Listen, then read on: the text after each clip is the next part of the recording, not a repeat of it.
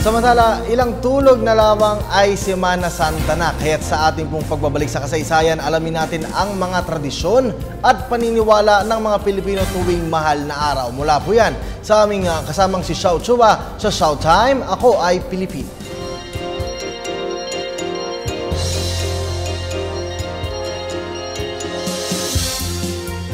Makasaysayang araw po, it's Showtime! Semana Santa ang linggo kung saan ating ginugunita ang pasyon ng ating mahal na Panginoong Hesukristo tuwing Kwaresma o Lenten season. Makikita sa aklat na Kwaresma na inilabas ng bookmark na inedit ni Hilda Cordero Fernando at Fernando Nacpilcialcita at may fotografiya ni Noli Yamsuan Jr. ang yaman ng mga ritual sa Pilipinas tuwing mahal na araw. Ngunit, paano naging ganito katindi ang ating kamalayan sa mga araw na ito? Siyempre nangyari ito nung dumating ang Katolisismo na dala ng mga Espanyol. Ngunit, lalo na nang ilathala noong 1704 ang Pasyong Tagalog ni Gaspar Aquino de Belen, isang Indio na nagtatrabaho sa printing press ng mga Jesuita. Ang Biblia ay hindi noon pinapabasa sa mga tao sa takot na magkakaiba-iba ang interpretasyon nito. Kaya ang pasyon ang naging batis natin ng kaalaman ukol sa buhay ni Kristo. Nagkaroon ng iba't ibang bersyon nito na malina ang turo. Kaya nagkaroon ng rebisyong doktrinal ang Indiong pari na si Mariano Pilapil.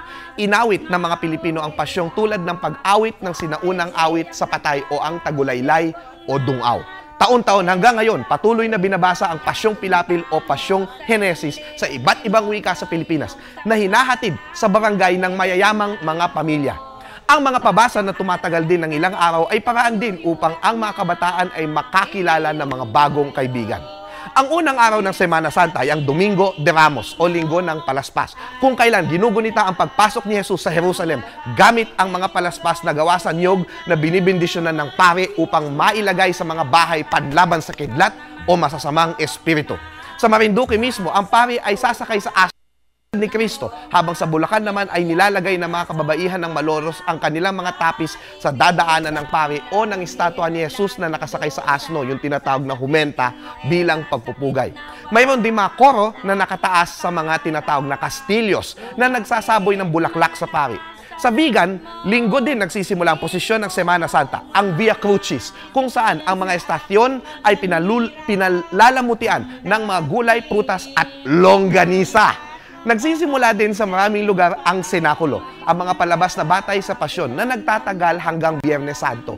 Ang babaeng inaalok na pumapel bilang Birheng Maria ay kailangan pang ligawan ang mga magulang ng direktor nito. Sa Metro Manila, ang sikat na mahigit 100 taon na senakulo ay ginaganap sa Malibay, Pasay. Lunes at Martes Santo naman nagsisimula ang katahimikan ng Semana Santa. Bawal magsalita ng malakas at magpatugtog ng malakas na musika.